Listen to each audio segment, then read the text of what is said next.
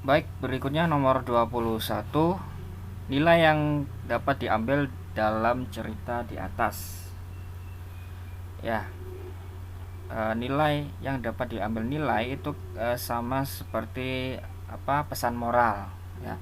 Di dalam sebuah cerita itu biasanya terkandung sebuah pesan moral atau seperti amanat yang ingin disampaikan oleh penulis kepada pembacanya.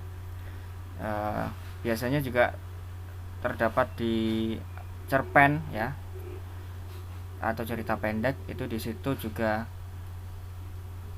termasuk unsur intrinsiknya ya, selain ada tema, alur, penokohan, setting, juga termasuk amanat cerita ya. Nilai ini mengarah kepada perilaku ya atau kebiasaan yang dilakukan oleh tokoh di dalam sebuah cerita. Oke, di sini tadi kan ceritanya si Delia ya sebagai tokoh utama memiliki pendirian yang atau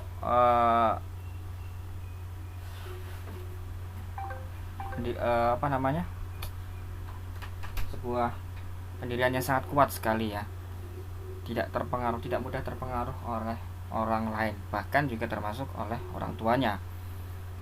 Jadi nilainya adalah Delia adalah anak yang pendiriannya yang sangat teguh, yang memiliki teguh yang sangat kuat sekali. Oke. Yang A, anak yang mudah dipengaruhi. Yang B, anak yang sulit dipengaruhi. Yang C, anak yang teguh pendirian. Yang D, anak yang kuat. Oke, yang paling tepat adalah yang C. Nomor 22. Keteladanan yang dapat dicontoh dari cerita tersebut adalah sikap yang bisa ditiru atau diteladani dari tokoh di atas ya. Oke. Di sini penokohannya tidak terlalu terlihat ya. Di sini cuman jelaskan tutur kata kami yang sopan ya. Ini sudut pandangnya bukan orang pertama tetapi subjeknya atau tokohnya jamak ya, tidak disebutkan tokoh tunggal di sini. Di sini ada Ratih. Kita baca dulu. Hari ini cukup banyak pembeli datang. Tutur kata kami yang sopan dan ramah membuat pelanggan betah berlama-lama di toko. Tentunya mereka membeli dengan jumlah yang banyak. Sesekali terdengar pembicaraan pelanggan, mereka mengatakan bahwa toko kami unik. Tentunya sesekali terdengar pembicaraan pelanggan, mereka bisa dibayangkan apa yang terjadi jika pelayanan kami tidak memuaskan. Ratih, seorang pegawai baru, mengalami kesulitan menyesuaikan diri dengan budaya toko kami. Sifatnya yang agak tomboy dan kurang sabaran membuatnya kurang cekatan. Namun teman-temannya selalu memberikan bimbingan agar ia segera mampu beradaptasi dengan keadaan di sini. Keteladanan yang dapat dicontoh dari cerita tersebut. Nah, berarti di sini bukan fokusnya ke ke Ratihnya, tetapi ke subjek kaminya ini ya. Mereka memberikan pelayanan yang memuaskan untuk para pelanggannya ya. Mereka sangat ramah, mereka istilahnya sangat welcome sekali kepada para pengunjung yang ada di toko mereka. Oke, maka jawabannya adalah pelanggan akan puas jika diberi harga murah. Tidak. Pelanggan akan senang jika barangnya bermutu. Bukan. Melayani pelanggan harus dengan ramah dan sopan. Ya, kurasa ini jawabannya. Yang D, semua pelanggan memerlukan pelayanan yang cepat. Tidak juga ya, maka yang paling tepat adalah yang C. Berikutnya, perhatikan petunjuk membuat kue donat yang urutannya acak berikut. Oke. Untuk mengurutkan sebuah proses atau cara membuat sesuatu atau menggunakan peralatan-peralatan elektronik itu memang biasanya ada kata kunci yang bisa menjadi patokan, yaitu pertama. Nah, pertama itu sudah pasti kan? Pertama ya ke satu. Lalu juga awali. Nah, itu juga kata kunci yang pertama. Lalu akhiri. Nah, akhiri berarti diakhiri. Berarti itu adalah langkah yang paling terakhir yang digunakan dalam proses atau urutan yang diajak. Untuk soal di nomor 23 tidak disertakan kata kunci yang bisa kita jadikan patokan, ya. Akan tetapi bisa kita seleksi di pilihan jawabannya, ya. A, B, C, D itu mereka setuju kalau nomor 1 itu menjadi awal, ya, menjadi langkah awal untuk ini ya, nomor 1 menjadi langkah awal untuk proses pembuatan donat.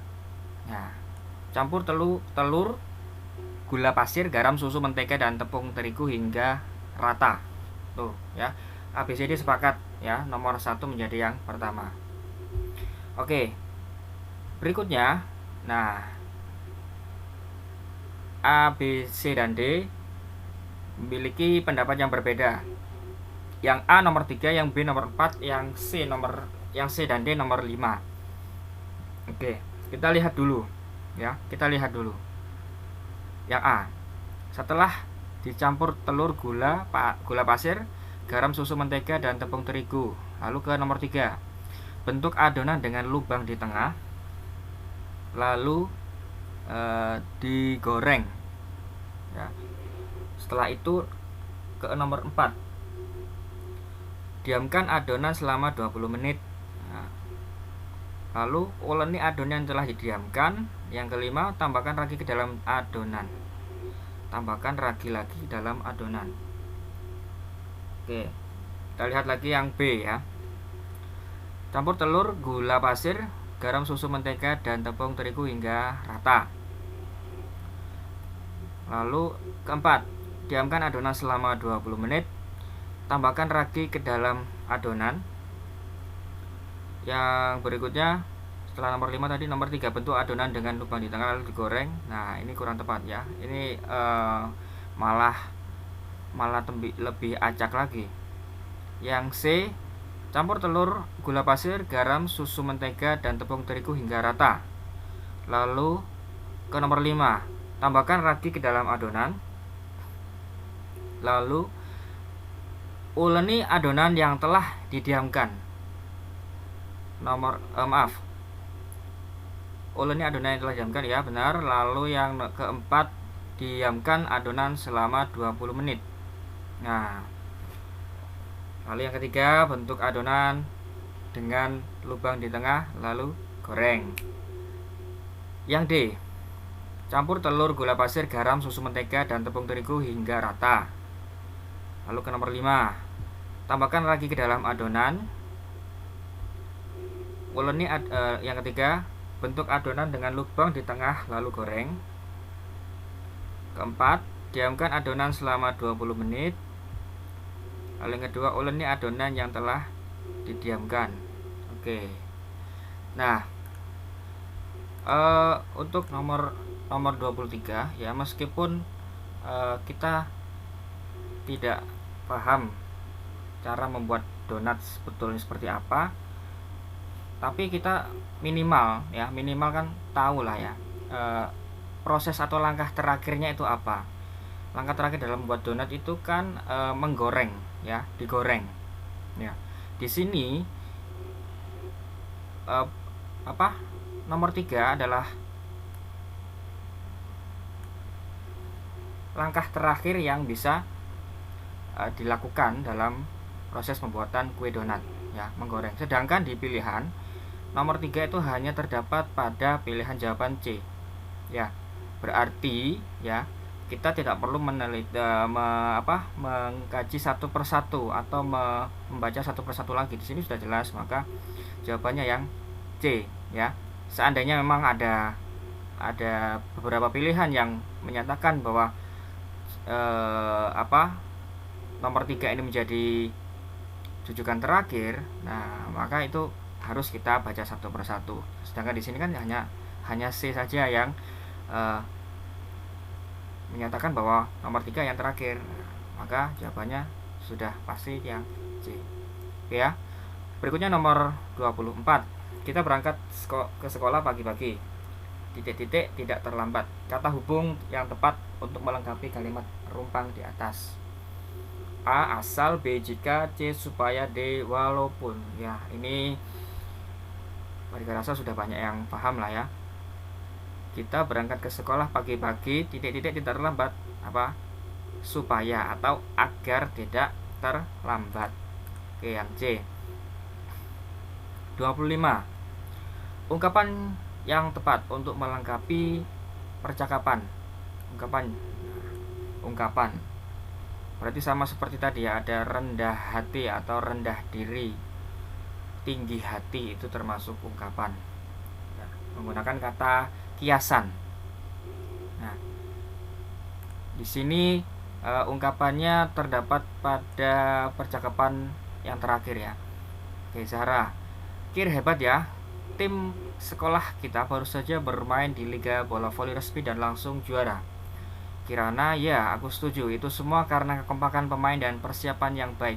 Zahra, benar juga, tapi peran pelatih juga jangan diabaikan. Kirana, ya Pak Dadang memang seorang pelatih yang A. bertangan dingin, B. berjiwa besar, C. besar kepala, atau D. rendah hati.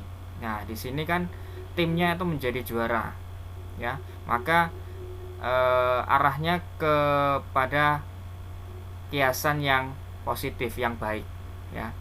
Di sini yang baik cuma dua ya, antara A atau B, bertangan dingin atau berjiwa besar.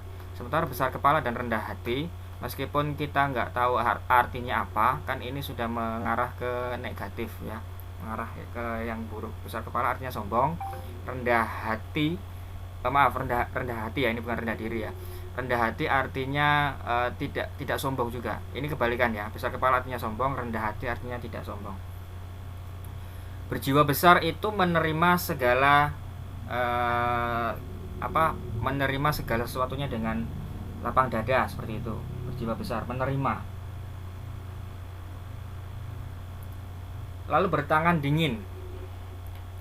Bertangan dingin itu artinya orangnya itu memiliki strategi atau teknik-teknik yang mumpuni. Nah, itu kan sesuai dengan apa yang diungkapkan oleh Zahra di dalam percakapan itu, Zahra dan Kirana. Ya, berarti yang sesuai adalah yang A, bertangan dingin, pelatih yang bertangan dingin. Oke, berikutnya nomor 26. Kalimat-kalimat acak di atas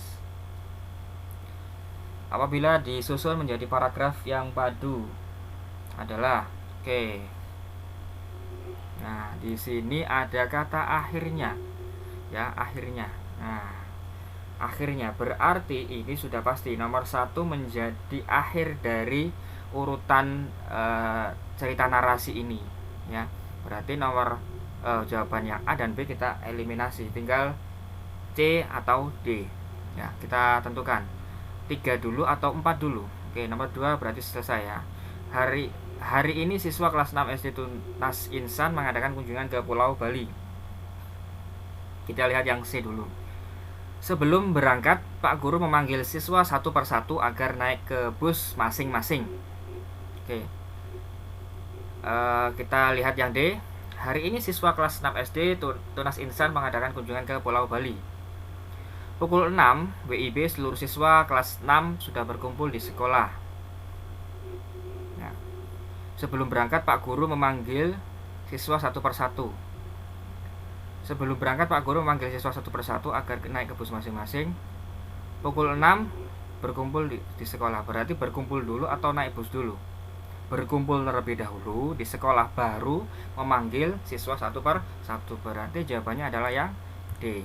Oke. Tuh. Itu untuk menghemat waktu, caranya seperti itu ya. Nomor 27. urutan ya, urutan. Nah, ini urutan petunjuk menggunakan benda elektronik.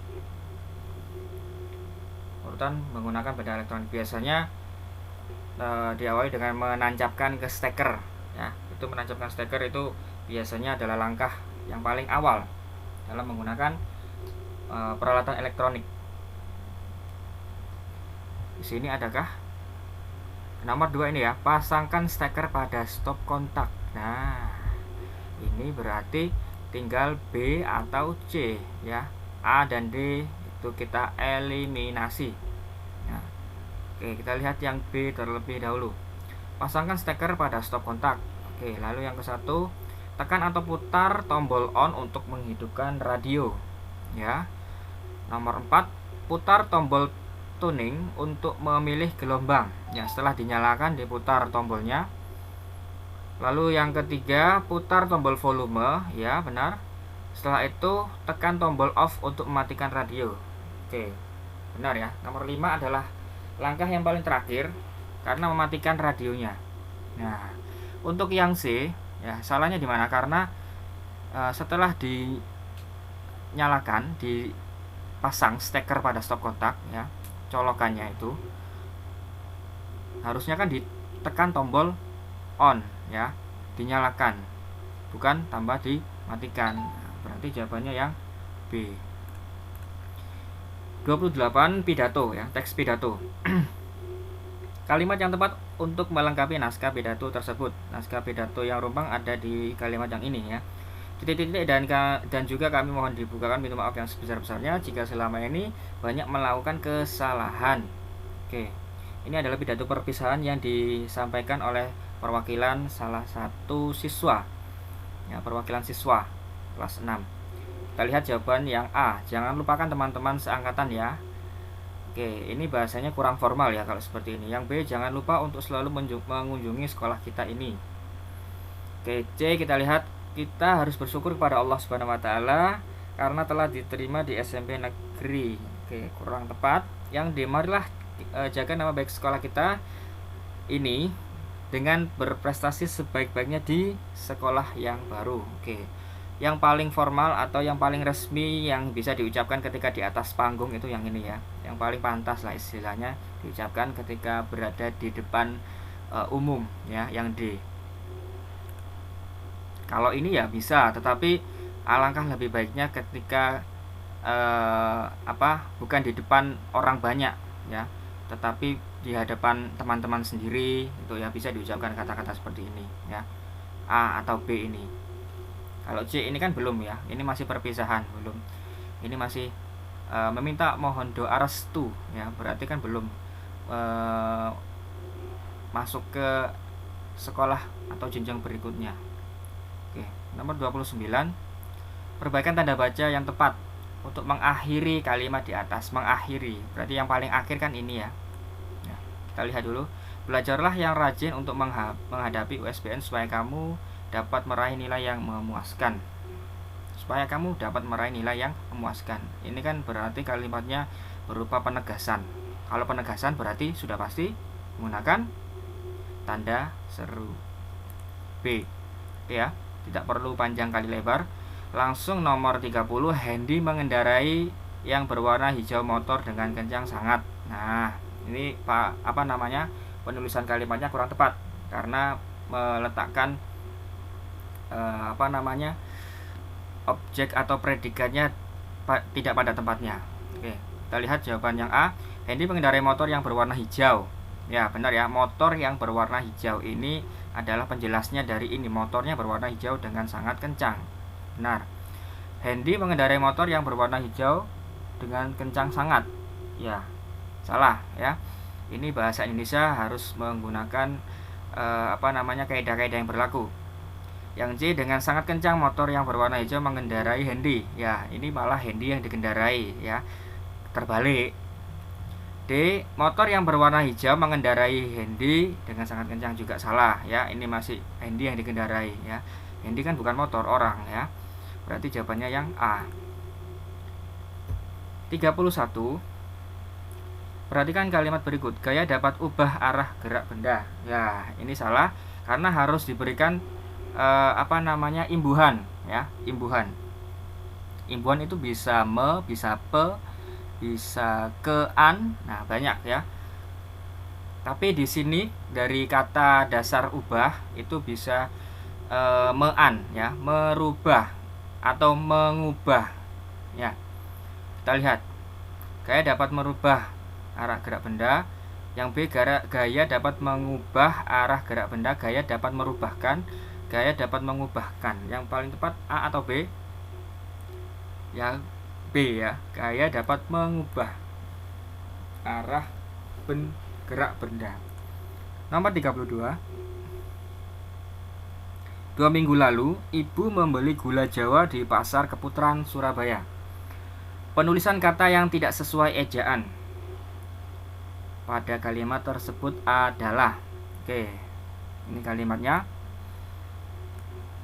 Nah, ejaan berarti ada kata yang harus menggunakan kapital atau tidak menggunakan huruf kapital ya.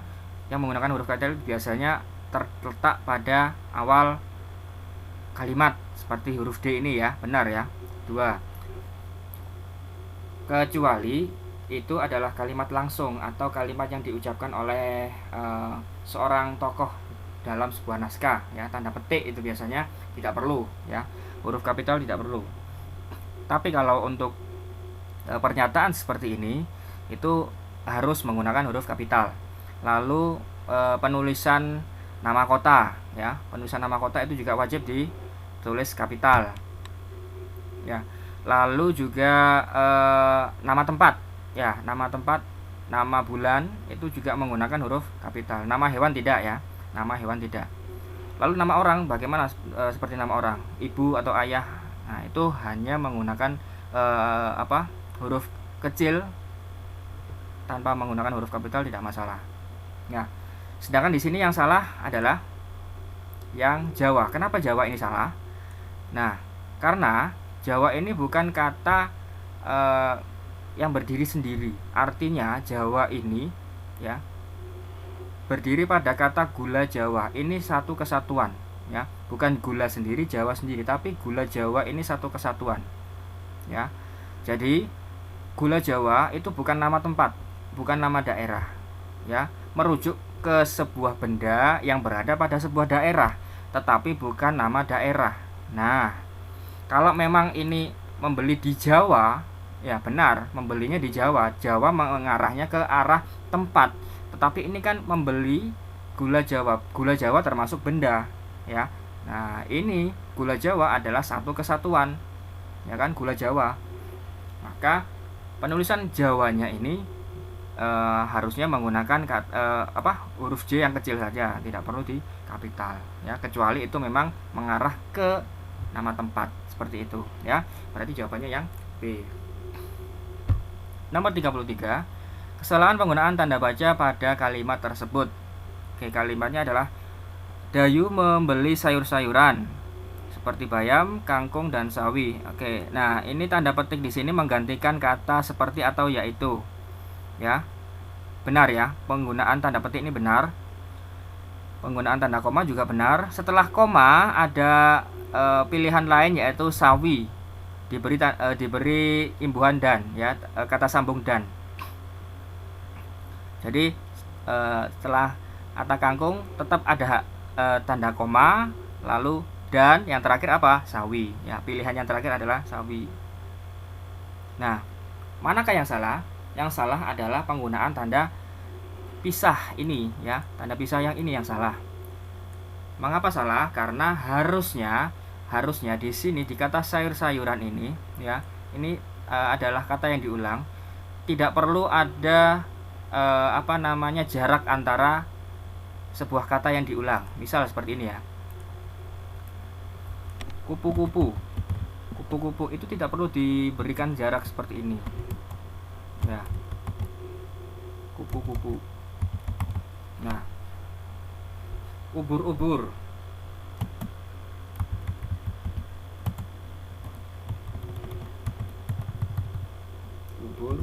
Ubur. Ya, ini kurang tepat. Yang benar adalah tanda pisahnya dan kata berikutnya itu tidak perlu diberikan jarak ya. Jadi menyatu seperti ini. Nah, kupu-kupu ya. Pengulangan kata-kata seperti ini tidak perlu, tetap ada tanda pisah ya, tapi tidak perlu dipisahkan terlalu jauh seperti ini, hanya didekatkan ya. Didekatkan seperti ini. Maka kata sayur-sayuran ini harusnya saling berdekatan, tidak ada jarak di antara mereka. Nah, ya. Jangan ada jarak di antara mereka ya. Maka yang paling tepat adalah yang A. Penggunaan tanda baca pisah setelah kata sayur seharusnya didekatkan ya, seperti itu ya. Nomor 34, kesalahan penggunaan tanda baca pada dialog tersebut. Oke, kita baca dulu. Mutia, kita ke kantin yuk. Tanda tanya. Sebentar, aku belum selesai mengerjakan. Jangan lama-lama ya. Nah, kesalahannya di sini ada beberapa tanda baca ya. Ada tanda baca tanda tanya, ada tanda koma, ada tanda titik ya, dan ada tanda seru. Mutia, kita ke kantin yuk. Nah, apakah ini pertanyaan? Kurasa tidak ya. Ini bukan pertanyaan, tetapi mengarah kepada ajakan ya, mengajak ya, mengajak. Berarti harusnya tanda seru ya, seruan ya. Sebentar, aku belum selesai mengerjakan. Jangan lama-lama ya. Nah, berarti yang salah adalah penggunaan tanda tanya. Oke, lanjut. Penggunaan tanda baca yang tepat untuk melengkapi teks dialog tersebut. Oke, ini ya berarti. Iya, ayo kita ajak teman yang lain. Nah, diakhiri dengan tanda ya, ini kan seruan ya, berarti tanda seru. Oke. Nomor 36. Penulisan kata ulang yang benar untuk melengkapi kalimat tersebut. Ini yang rumpang. Setiap hari Jumat titik-titik SDN Sukamaju. Nah, ini Pak Dika jelaskan tadi ya. Yang mana yang paling tepat adalah yang A ya. Nah, sebentar. Apa bedanya antara A dan C? Sama ya. Ini hanya mungkin ukuran dari tanda pisahnya ya. Sebetulnya tidak ada masalah untuk masalah ukurannya. Ini bisa A atau C ya jawabannya. Ini ada dua jawaban berarti ya, antara A atau C. Ini hanya masalah ukuran. Tapi memang paling tepat, paling sederhana seperti ini ya. Ya, ini seperti ini. Ini karena memang komputer membacanya beda mungkin ya. Jadi akhirnya ukuran dari tanda pisahnya berbeda. 37. Kata yang sesuai ejaan untuk melengkapi paragraf tersebut. Oke. Berarti ejaannya harus dari kata yang baku ya. Pak Aji mempunyai seorang titik-titik. Dia bernama Rianti. Rianti sangat cerdas. Selain cerdas, dia titik-titik dalam kegiatan titik-titik dia di sekolahnya. Nah, berarti oke, kita lihat ya. Yang A, Putri aktif ekstrakurikuler. Nah, kesalahannya pada kata yang kedua, ini aktif, harusnya menggunakan huruf F. Lalu juga ini ya, Putri, harusnya ditulis Putri saja cukup. Yang B, Putri aktif ekstrakurikuler. Oke, sejauh ini yang paling tepat yang B. Yang C, Putri aktif nah, ini salah ya, menggunakan X. Karena ini serapan dari bahasa asing ya. Ekstra ini kan mengarah ke bahasa asing ya, bahasa Inggris. Yang D, Putri aktif. Nah, ini juga sama. Putrinya benar, ekstrakurikulernya benar, aktifnya yang salah ya, harusnya menggunakan huruf F. Oke, jawabannya yang B. 38. Kata berimbuhan yang tepat untuk melengkapi kalimat di atas. Oke, para siswa titik-titik pakaian hasil kreasi mereka. Memeraga, meragakan, memperagakan atau memeragakan ya. Kata imbuhan berarti mean ya, harus ada meannya. Berarti yang paling tepat adalah ini ada P-nya di sini ya, harusnya ada P di sini. Memperagakan ya, bukan memeragakan tapi memperagakan. Paling tidak kan ini mendekati jawaban yang benar. 39. Perbaikan penulisan ejaan pada kalimat yang bercetak miring. Nah, sebentar, di sini juga tidak ditulis kalimat yang miring ya. Oke, sebentar. Setelah lulus dari SD Sukamaju, Dina berencana melanjutkan pendidikan. Oh, ini kalimatnya setelah lulus.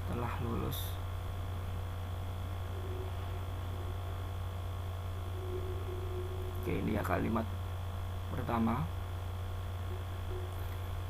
Nah, penggunaan ejaan berarti kalimatnya harus menggunakan penulisan kata yang baku dan menggunakan penggunaan kapital yang benar. Yang A, setelah lulus dari SD Sukamaju, salah ya, langsung salah karena di sini SD-nya penulisannya harusnya huruf besar ya, karena SD itu adalah singkatan sekolah dasar. Kalau singkatan itu sudah pasti harus menggunakan huruf kapital. Yang B, setelah lulus dari SD Sukamaju ya, Dina berencana melanjutkan pendidikan ke SMP Tunas Bangsa. Nah, ini di sini kesalahannya adalah penggunaan ini ya. Setelah kata SMP Tunas Bangsa, ini kan nama sebuah tempat ya, SMP Tunas Bangsa, maka T dan B ini harusnya menggunakan huruf kapital. Lalu yang C, setelah lulus dari, nah ini sudah langsung salah karena S yang seharusnya itu menggunakan huruf kapital karena dia adalah kata pertama dalam sebuah kalimat. Nah, di sini malah ditulis kecil, maka tidak ada jawaban lain selain D. Oke. Nomor 40. Perbaikan kesalahan penggunaan tanda baca pada kalimat yang bercetak miring. Oke. Di sini petani itu sangat terkejut, berarti ini ya. Sebentar, petani itu sangat terkejut. Bisa berbicara. Sampai di sini. Oke. Petani itu sangat terkejut, ternyata ikan yang ditangkapnya bisa berbicara. Tolong jangan makan aku, Pak. Biarkan aku hidup, teriak ikan itu. Oke. Kita lihat yang A. Petani itu sangat terkejut, ternyata ikan tangkapannya itu bisa bicara. Tolong jangan makan aku. Jangan makan aku, Pak. Biarkan aku hidup. Oke. Kita lihat yang B. Petani itu sangat terkejut, ternyata ikan yang ditangkapnya itu bisa berbicara. Tolong jangan makan aku, Pak. Nah, seharusnya di sini ada tanda seru ya. Tanda seru karena itu berupa perintah atau seruan. Jangan makan aku, Pak. Jangan. Ya, itu kan kalimat seruan ya. Yang C, petani itu sangat terkejut, ternyata ikan yang ditangkapnya bisa berbicara. Tolong jangan makan aku, Pak. Biarkan aku hidup. Nah, di sini kesalahannya bukan pada tanda serunya. Tanda serunya sudah benar, tapi peletakan tanda komanya yang salah ya. Di sini kan tanda koma itu memisahkan antara induk kalimat dan anak kalimat. Di sini induk kalimatnya itu adalah petani itu sangat terkejut ya, petani itu sangat terkejut, koma, ternyata ikan yang ditangkapnya itu bisa berbicara. Nah, di sini memisahkan kalimatnya yang salah. Nah, berarti tidak ada jawaban yang lain selain yang D. Oke, petani itu sangat terkejut, ternyata ikan tangkapannya itu bisa bicara. Tolong jangan makan aku, Pak. Biarkan aku hidup, teriak ikan itu. Oke.